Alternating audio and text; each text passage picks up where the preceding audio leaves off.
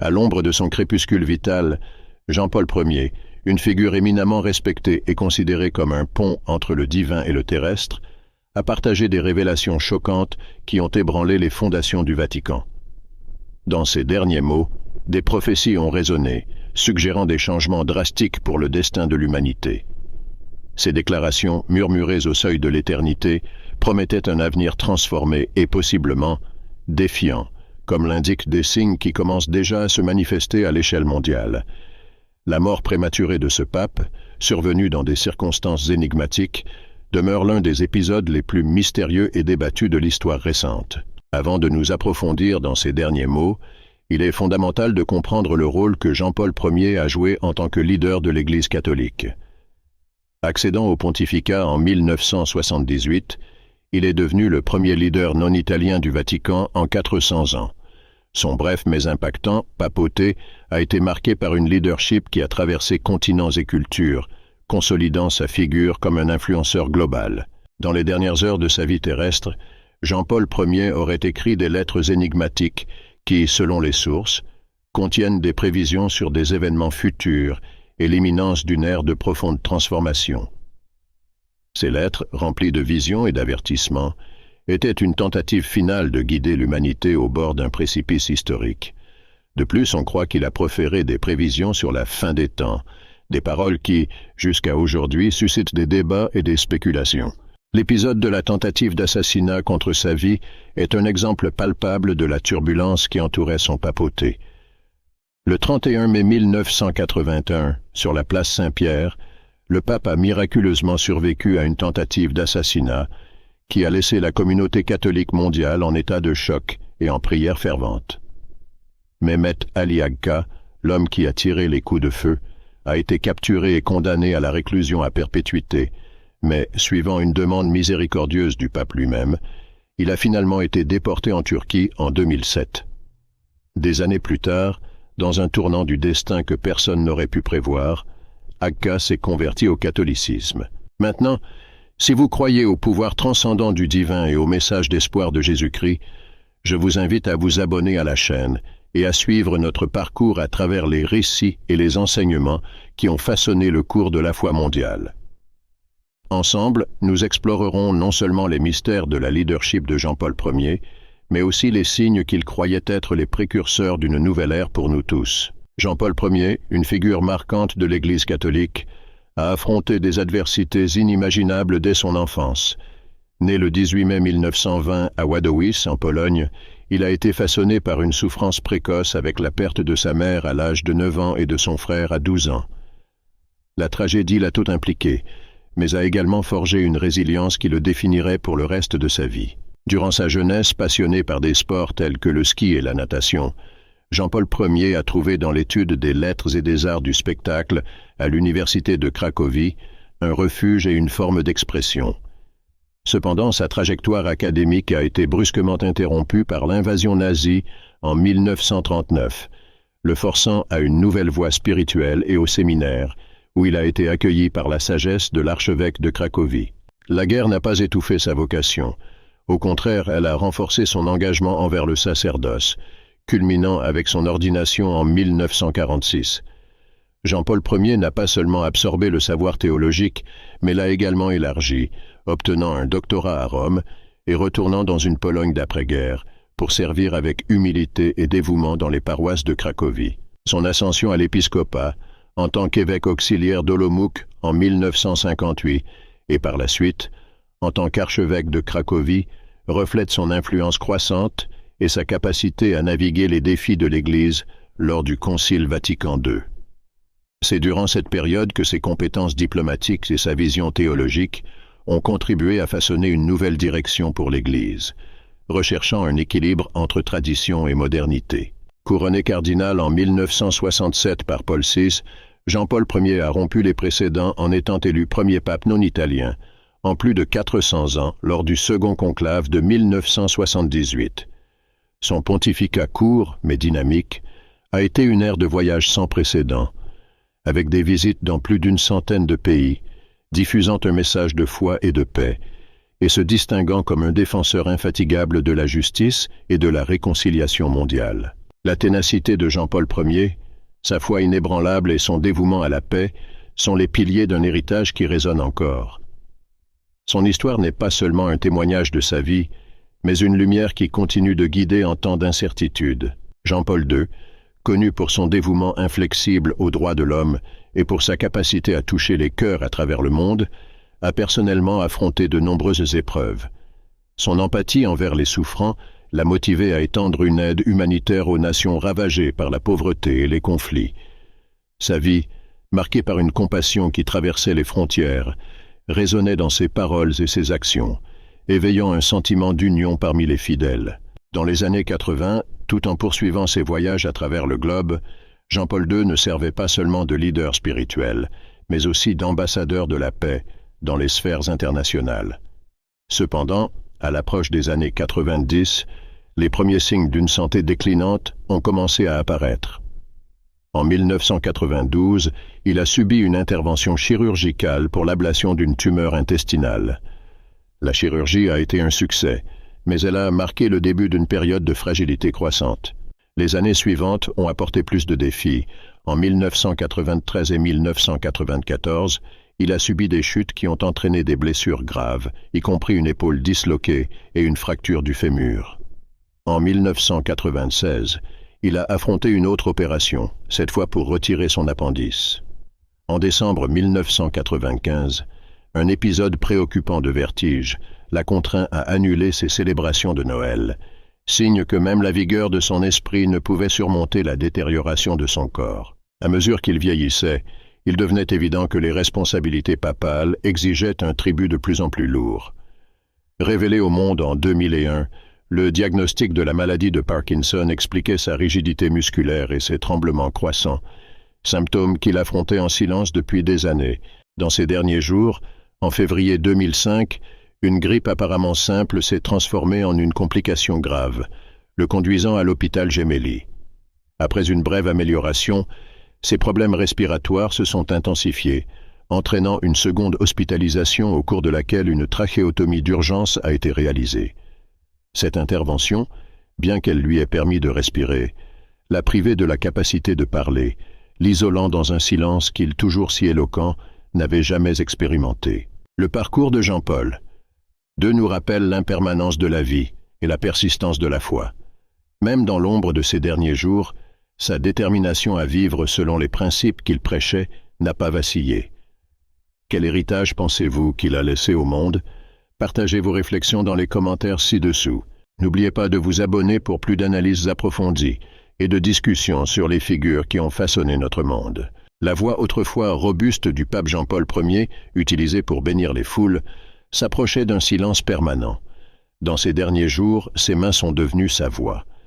Lors d'une occasion mémorable, depuis le lit de sa chambre d'hôpital, il a fait signe aux fidèles réunis en dessous de la fenêtre, un geste qui a provoqué des larmes chez beaucoup de présents.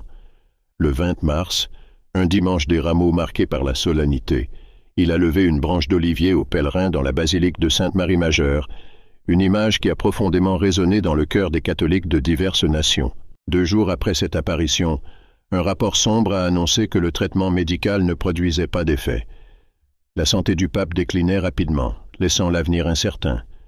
Bientôt, son état s'est rapidement détérioré, et les rumeurs sur sa condition ont commencé à se répandre à l'échelle mondiale, plongeant l'Église dans un silence affligé. L'attente de son départ imminent vers la présence divine augmentait quotidiennement. Le Vatican, un lieu normalement vibrant et plein de ferveur spirituelle, s'est transformé en un refuge de contemplation et de deuil anticipé.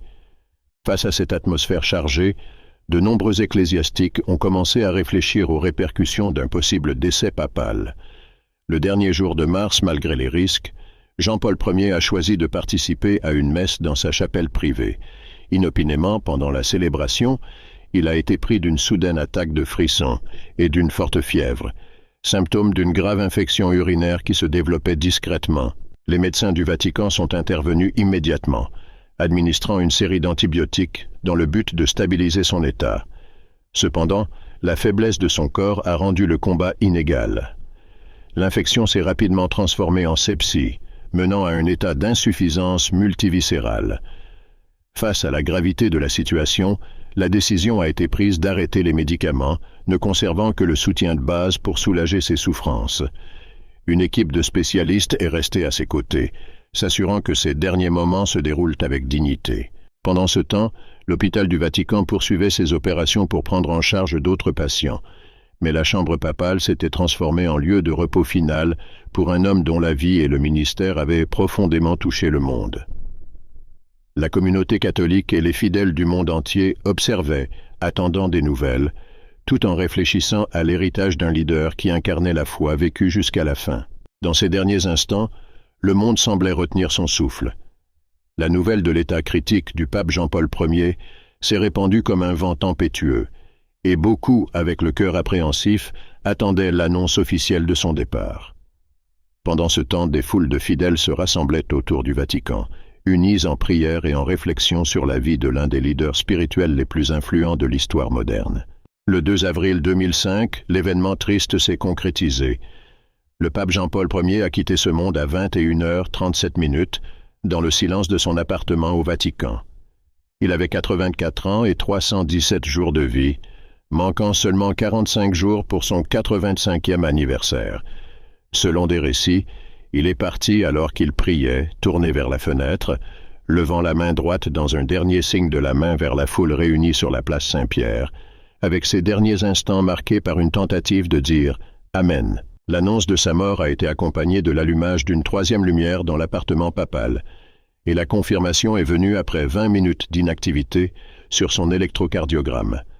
Pendant son dernier jour, le pape s'est consacré à rédiger des lettres pour les communautés ecclésiastiques, dont certaines, dit-on, révélaient de profonds mystères spirituels qu'il portait en lui. Le Vatican, dans un effort pour promouvoir une plus grande transparence, a compilé un rapport détaillé sur les dernières semaines du pape, élaboré par l'équipe médicale qui l'a accompagné jusqu'à ses derniers instants. Ce document, qui inclut des détails sur les traitements reçus, les médicaments administrés et les pratiques spirituelles maintenues, a été récemment publié, offrant un aperçu sans précédent des défis de santé auxquels Jean-Paul Ier a été confronté. Ce geste d'ouverture, après des années de spéculation et de rumeurs concernant la santé du pape, marque un tournant dans la manière dont le Vatican gère l'information. Le rapport de 220 pages, disponible chez l'éditeur Vatican, non seulement clarifie les circonstances médicales qui ont conduit à sa mort, mais sert également de témoignage de l'engagement de l'Église envers la vérité et la transparence. La publication de ce rapport et le journal médical détaillé qui l'accompagne, qui commence par l'annonce faite le 31 janvier concernant la suspension des audiences papales, offrent aux fidèles et au public mondial une fenêtre sur les derniers moments d'une vie dédiée à la foi et au service. Il raconte, avec une attention méticuleuse aux détails, la bataille finale de Jean-Paul Ier contre sa maladie, montrant comment il a affronté chaque défi avec courage et foi jusqu'à la fin. Dans une période marquée par l'anxiété et l'attente, l'état critique de santé du pape Jean-Paul Ier s'est rapidement transformé en une nouvelle mondiale, beaucoup attendant la confirmation de son décès. Pendant ce temps, des fidèles de tous les coins du monde se sont rassemblés en vigile à proximité du Vatican, élevant des prières et entonnant des chants en hommage à l'un des leaders spirituels les plus vénérés de l'histoire récente. Dans la nuit du 2 avril 2005, la paix enveloppa enfin le pontife dans sa chambre au Vatican. Jean-Paul Ier quitta cette vie à 21h37 avec 84 ans complets et 317 jours. Selon les témoignages de témoins, il décéda pendant une prière, tourné vers la fenêtre de son appartement, levant la main droite en une dernière salutation à la foule rassemblée sur la place Saint-Pierre et murmurant « Amen » comme ses derniers mots. La mort du pape fut signalée par l'allumage d'une lumière dans l'appartement papal, et un électrocardiogramme confirma l'absence d'activité cardiaque après 20 minutes. Durant ces dernières heures, Jean-Paul Ier se consacra à rédiger des lettres pour les églises du monde entier, contenant des enseignements et des révélations profondes sur sa vision spirituelle. Un rapport détaillé fut ensuite publié par le Vatican, décrivant avec précision les dernières semaines du pape, incluant des détails sur les procédures médicales auxquelles il fut soumis, les médicaments administrés et son régime alimentaire. Ce document, un effort pour promouvoir la transparence en réponse aux rumeurs et spéculations, révéla un moment de clarté et de résignation qui se produisit environ 6 heures avant sa mort. Jean-Paul Ier exprima le désir de « aller à la maison du Père », des mots qui résonnèrent comme un adieu chargé de foi et d'espoir parmi ceux présents.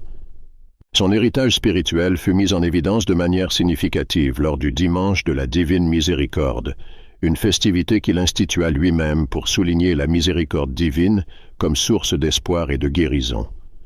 Ce jour-là, son discours préparé fut lu en public, réaffirmant son engagement à vie envers la promotion du pardon et de la compassion divine. Ses réflexions sur les derniers jours de Jean-Paul Ier fournissent non seulement une vue détaillée de son état de santé et de son esprit, mais soulignent également l'impact durable de ses croyances et enseignements, qui continuent d'inspirer la foi et l'action parmi les fidèles du monde entier. Au milieu des ombres d'un monde souvent assombri par l'égoïsme, la peur et la méchanceté, Jean-Paul Ier proclamait avec vigueur l'espoir émanant de l'amour ressuscité du Seigneur. Il enseignait que cet amour divin n'était pas simplement un sentiment éthéré, mais une réalité palpable, capable de pardonner, de réconcilier et de transformer des vies. Le pape voyait cet amour comme une offrande divine de rédemption, une invitation ouverte à tous pour renoncer à la peur et à l'égoïsme et accepter la paix et le pardon que seul Dieu peut offrir. Dans l'un de ses derniers écrits, une réflexion sur l'évangile du dimanche de la Divine Miséricorde, Jean-Paul Ier contemplait les blessures glorieuses du Christ ressuscité. Il interprétait les marques de la crucifixion non pas comme des symboles de douleur, mais comme des témoignages de la miséricorde éternelle de Dieu, accessibles à tous. Le pape décrivait ces cicatrices comme des emblèmes de l'amour infini et rédempteur de Dieu, source d'espoir et de pardon. Le récit de Thomas, l'apôtre sceptique, recevait une attention particulière. Jean-Paul Ier voyait dans l'interaction de Thomas avec les blessures du Christ une invitation à la foi pour tous ceux qui doutent ou luttent spirituellement. Jean-Paul Ier considérait les cicatrices corporelles du Christ comme des preuves de l'amour profond de Dieu pour l'humanité. Il affirmait que ces marques ne représentaient pas seulement la souffrance de Jésus, mais révélaient l'ampleur de la miséricorde divine. Pour lui, la passion du Christ démontrait que Dieu aimait le monde de manière si vaste qu'il a donné son Fils unique pour racheter tous les êtres humains. Ce message puissant résonnait dans chaque action et enseignement du pape, notamment lorsqu'il pardonna l'homme qui avait tenté de lui ôter la vie. Pour Jean-Paul Ier, le pardon n'était pas seulement une action personnelle, mais une manifestation de l'amour divin, sans limite, et capable de transcender toute adversité. Lors d'une bénédiction, le pape priait « Seigneur, par ta mort et ta résurrection, tu as révélé l'amour du Père. Nous croyons en toi et proclamons avec confiance « Aujourd'hui, Jésus, nous avons confiance en toi. Aie pitié de nous et du monde entier. » Le jour suivant, la célébration de l'Annonciation offrait une opportunité de réfléchir à cet amour à travers les yeux de Marie, émanant directement du cœur du Christ. Jean-Paul Ier était largement admiré pour sa compassion authentique et son souci des autres, s'efforçant que chaque personne connaisse Dieu de manière profonde et personnelle. Même en occupant la plus haute position dans l'Église catholique, il demeurait humble et accessible, priorisant toujours le bien-être des gens au-dessus de son propre statut. Sa vie et son ministère étaient un témoignage vibrant de l'amour, de la compassion et du pardon qu'il prêchait, des éléments qui continuent d'inspirer des millions de personnes à travers le monde. Beaucoup de ceux qui ont côtoyé Jean-Paul Ier se souviennent d'un leader aux convictions fortes, souvent décrit comme ferme et parfois considéré comme têtu. Cependant, une caractéristique était universellement reconnue. Son leadership était profondément enraciné dans un respect inébranlable pour la divinité et l'humanité. Il est devenu un emblème de paix et d'unité, s'efforçant sans relâche de renforcer les liens humains et inspirant des millions de personnes par sa foi résiliente et son dévouement à Dieu. Cependant, la question demeure, quel était le véritable but derrière ces paroles? Depuis ses premiers écrits, Jean-Paul Ier a abordé avec franchise les maux engendrés par l'humanité et n'a pas hésité à critiquer les actions des gouvernements mondiaux. Un sujet particulièrement délicat qu'il a traité était l'homosexualité. En 1993, dans l'encyclique Veritatis Splendor, il a clairement exprimé sa vision sur l'homosexualité, la condamnant comme moralement inacceptable et déviante de l'idéal divin d'une union amoureuse et réciproque exclusive entre un homme et une femme. Il distinguait clairement l'orientation homosexuelle, qu'il reconnaissait rarement comme un choix, des pratiques homosexuelles, vues comme contraires au plan divin. De plus, Jean-Paul Ier abordait fréquemment des thèmes eschatologiques, réfléchissant à la fin des temps avec une vision mêlant avertissement et espoir. Il instruisait les fidèles à maintenir une attente vigilante de la seconde venue du Christ, l'interprétant non pas comme un cataclysme, mais comme l'accomplissement de l'espérance chrétienne. Selon ces mots, la seconde venue du Christ nous rappelle sa venue historique et nous invite à attendre avec foi sa dernière venue. Pour lui, c'était une perspective qui devait guider la vie chrétienne, l'orientant vers les réalités ultimes, un engagement tant de l'Église que des individus dans le monde. Jean-Paul Ier défendait que l'Apocalypse n'était pas un événement lointain, mais un processus déjà entamé avec la venue du Christ, sa mort et sa résurrection. Ces événements n'ont pas seulement marqué l'histoire humaine, mais ont également offert à chaque personne la chance d'une nouvelle relation avec Dieu, caractérisée par la rédemption. Il faisait écho aux paroles de Jésus. « L'heure vient, et maintenant c'est où les morts entendront la voix du Fils de Dieu, et ceux qui l'entendront vivront. » Pour le pape, cela symbolisait la résurrection spirituelle apportée par le Christ, une transformation déjà en cours. Par ses enseignements, Jean-Paul Ier ne se contentait pas d'éclaircir des doctrines complexes. Il encourageait également une réflexion plus profonde sur le rôle de chaque chrétien dans la manifestation du royaume de Dieu. Il voyait sa mission comme une extension du mystère de la renaissance spirituelle, essentielle pour le salut de l'humanité, un héritage qui résonne encore puissamment dans la conscience des fidèles du monde entier. Jean-Paul Ier, un leader d'intégrité et de passion exceptionnelle, a tissé dans ses nombreuses lettres une vision profonde du plan divin pour l'humanité. Dans ses correspondances, il a décrit, avec une attention minutieuse, les directives pour une vie guidée par la sainteté, en soulignant l'importance de respecter les lois sacrées telles que révélées dans les Écritures. Sa vie n'était pas seulement le reflet de ses prédications. Il personnifiait chaque mot qu'il prononçait, restant inébranlable face aux adversités, reconnu non seulement parmi les catholiques, mais aussi par les chrétiens de diverses dénominations. Jean-Paul Ier était considéré comme un véritable père de la foi. Son charisme transcendait les barrières ecclésiastiques et il utilisait son influence pour catalyser des transformations significatives. Il lui est attribué un rôle crucial dans la chute du communisme dans sa terre natale, la Pologne, un exploit qui résonne dans les récits de sa vie comme un puissant témoignage de foi en action. Au-delà de ses influences politiques, Jean-Paul Ier était profondément dévoué au développement spirituel de ses fidèles. Dans l'une de ses lettres les plus marquantes, il a discuté de la valeur de l'obéissance aux directives divines, exhortant ses lecteurs à laisser Dieu diriger, un appel à embrasser la conduite divine sans réserve. Ce message résonnait particulièrement pendant les périodes de turbulence mondiale, servant de phare d'espoir et de guidance. Son héritage est un mosaïque de leadership spirituel et politique, entrelacé avec un engagement profond envers la propagation de la paix et de la vérité. Sa vie et ses œuvres continuent d'inspirer et de guider des millions de personnes à travers le monde, renforçant la foi et l'engagement envers les principes chrétiens. Pour tous ceux qui se sentent touchés par l'histoire et les enseignements de Jean-Paul Ier, je les invite à approfondir encore davantage son parcours influent. N'oubliez pas de vous abonner à la chaîne pour plus de contenu explorant la vie de figures inspirantes comme lui. Cliquez sur la vidéo qui apparaît maintenant sur votre écran pour continuer à découvrir des histoires qui ont façonné notre foi et notre monde.